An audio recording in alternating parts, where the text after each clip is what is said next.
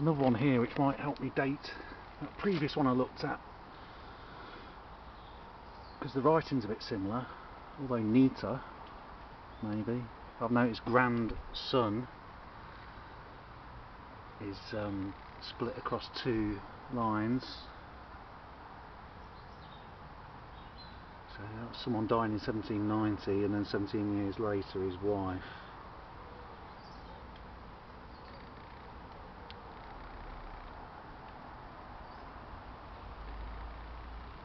Interesting. My knees. Shame I shouldn't have done this so late in the evening, should I? The light's rubbish. 1718 I can make out there. Oh, but then down here that looks like 1879. So there might be a few of them in there.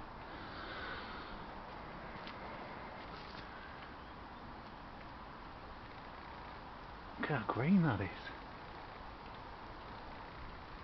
I can barely make that out at all. Can't read anything on that. Again, it's the light though. If I would have come here in the morning, maybe the light would have shone differently on it.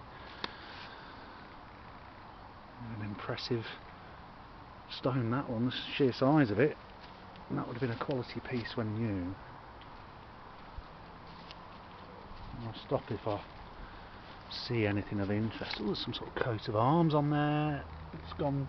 It's gone. Some nice flowers.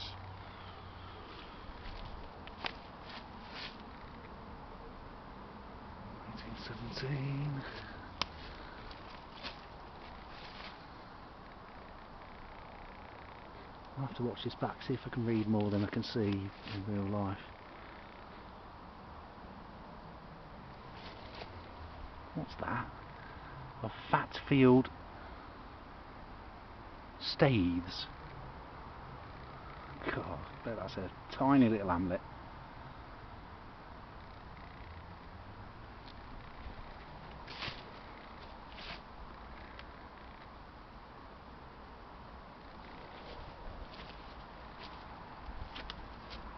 No, I can't see any of that. Again, another posh one with these same flower pediments. 1799. Decent size, look. Random cushion on the ground there. I need to lie down.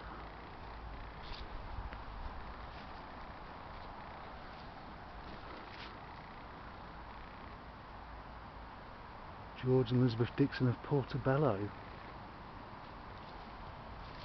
It's London, isn't it?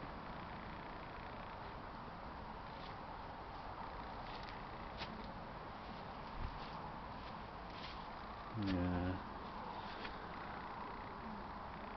Some of these are absolutely knackered.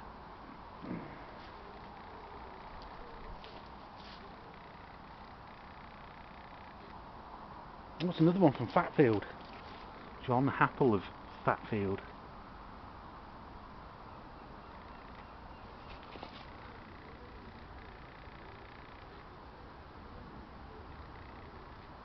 Unfortunately the date's damaged. 1759.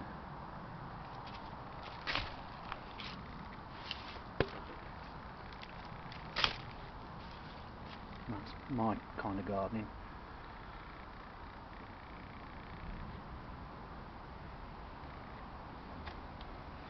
Leaving issue 4 children.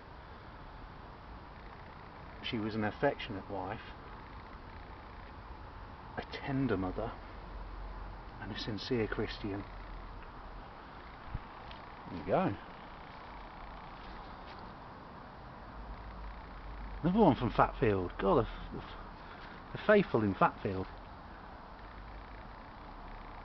Around the turn of the 18th century. It's amazing.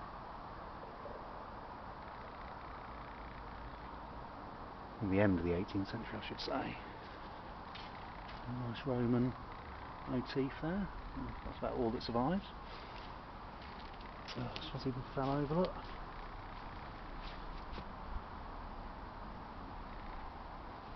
Someone really should write a strongly worded letter to the Times about this sort of thing. Oh dear me, very, very black stone. I can't read them, I've got no chance. Anthony Taylor, Great Lumley, 1776. I'm very impressed.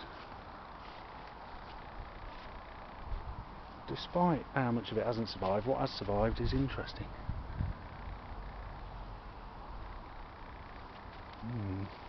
Can't read that. Again, that looks old, you can tell by the writing.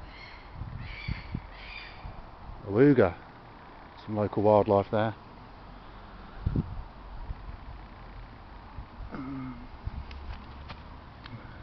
1751, now is that the earliest? Bottom half hasn't survived. Any writing? Ralph Storyson. Oh no, Story, son of John and Jane. John and Jane.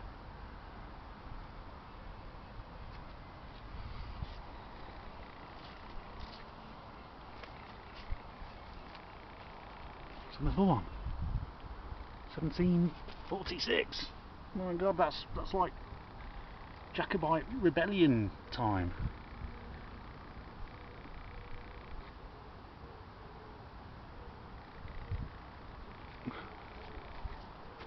No, that's crazy.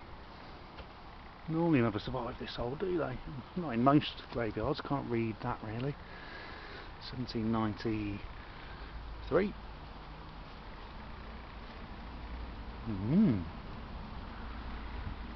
Thomas. Memory of Thomas, second son of Robert and Frances Robinson. Here's to you, Mrs. Robinson. Chesley Street.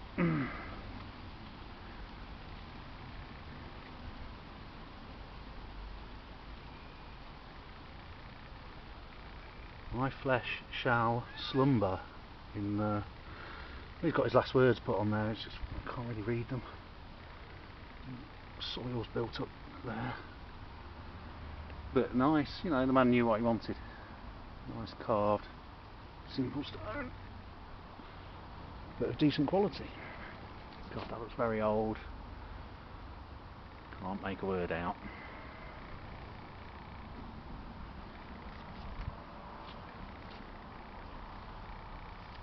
£17.99. It's another one with that style. Memento Mori.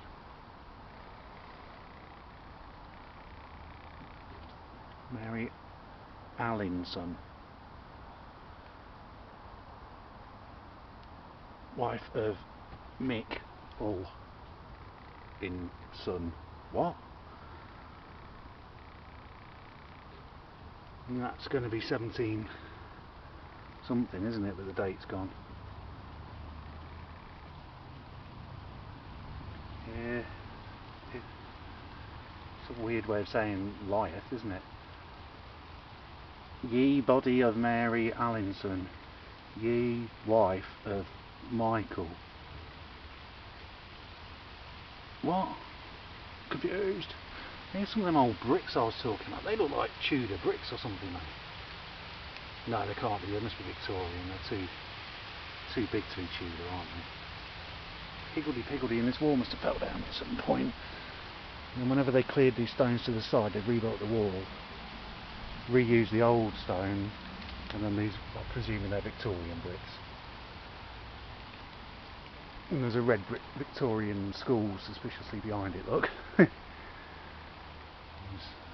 Similar bricks, maybe, who knows. Look at the carvings on that. This one's, oh no, it's not survived very well, is it? Look, it's flaking off there.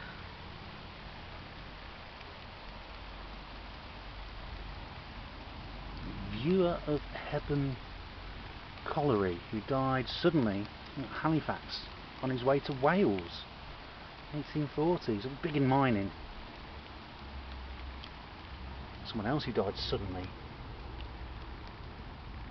1848, 74. Well, it's not sudden if you're 74, is it? Suddenly the police arrived.